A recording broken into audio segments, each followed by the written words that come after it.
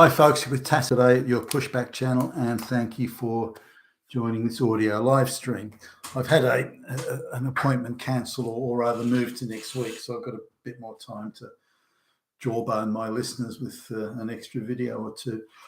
This is a story about a multicultural experience. A family of Pacific Islanders moved in just briefly. A few doors along from where we live.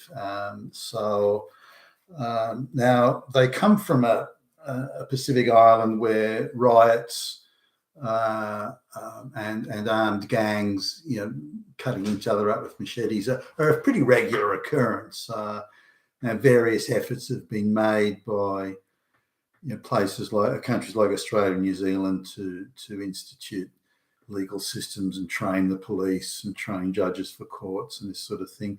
But it's a very tribal sort of place, and no matter how hard they try, nothing ever seems to work, and the riots continue unabated. So anyway, some of these people claim to be refugees and so on. I'm not sure on what basis they make such a claim, but certainly all my experience with them is that they're very violent, very touchy. They see disrespect in everything and want to physically sort of make those responsible for this imagined disrespect suffer in some way. So they're not easy to get on with. Now, in their own sort of family structures, they're also very, very violent, and they're quite large people. You struggle to find even a young man that would be any less than 200 pounds or say 95 kilograms, something like that. And most of them quite a bit bigger. So anyway, this area doesn't have many rentals in it that we live in. So there's a rental 4 or 5 doors along, and the tenants had moved out, so it was vacant. I'm surprised how quickly. You must register the place with some government agency, but suddenly a family of these islanders moved in, and I think it was a wider family. It wasn't just sort of the mum, dad, and the kids. I think there was like uncles and cousins along there, so it was a decent showing. And they all were put up in the same place. This is paid for by the government. Now, these aren't the sort of people that you would say would easily fit into a first world Western society. And the island they come from is very, very third world, and without the handouts, and very substantial handouts from Australia and so in the United Nations, they'd be still living in the Stone Age.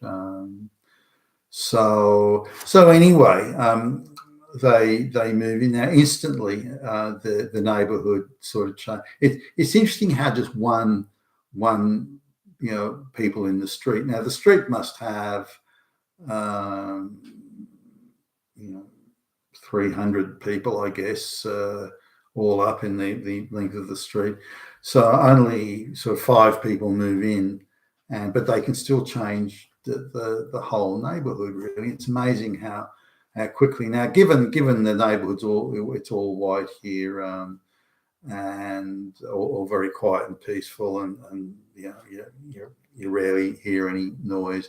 There's no kids doing burnouts in their cars or their hot rods or something. It's just a quiet place, and it's right next to a forest. It's not near a train line or a major bus line or anything. So there's no transport mechanisms to bring unruly or rowdy people to the area. Anyway, they put these people got put up at government or taxpayer expense along the road there, and I mean, the second they moved in, these people live out in there. They don't live in the house or the backyard. They live in the front yard. So, and they talk in the loudest voices, even when they're next to each other. They shout, and you can actually hear. Like if I'm at the bottom of the street or at the end of the street, I can hear them talking. even though it's well over 100 metres from the length. So that gives you an idea. So they're shouting. They then go into the street. Is not a public street. It's their personal playground. So they're running in the street, playing, football games and riding go-karts, and this sort of thing, and then the shouting and the screaming. And one of them will be down one end of the street, they're shouting at the top of their voices, and this noise is or was quite constant, and yelling obscenities as well, and so on. So you just couldn't, you sort of, and they would also catcall, as they were, say, going by. I don't know where they'd got push bikes and so on going by. They call out to you, and not necessarily obscenities, but nice garden, mate. Why don't you? And then something mumbled that you couldn't quite hear, or something said that I couldn't quite hear, and this sort of stuff would be going on. Catcalling the schoolgirls as they walk back, and straight. So they were, in my view, uncouth, vulgar, misbehaving.